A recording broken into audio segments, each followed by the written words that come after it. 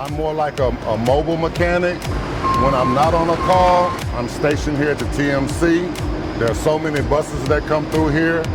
Every once in a while, somebody's gonna need some type of help. Hi, can you tighten my mirror on my bus? Out of the 44 years I've had, worked in the shop, full engines, transmission, rear ends, front ends, bumper to bumper. But I really enjoy doing this. I think I have a leak. It looks like oil. It doesn't look like water. You get to meet a lot of different people and interact with people, and I enjoy that the most. And I'm stationed here to help them out to try to keep the service rolling.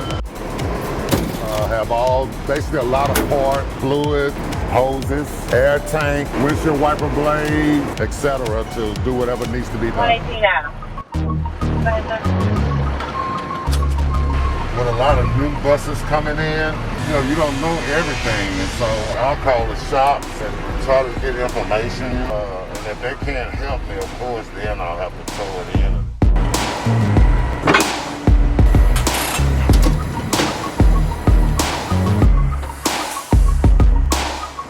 I enjoy doing what I do.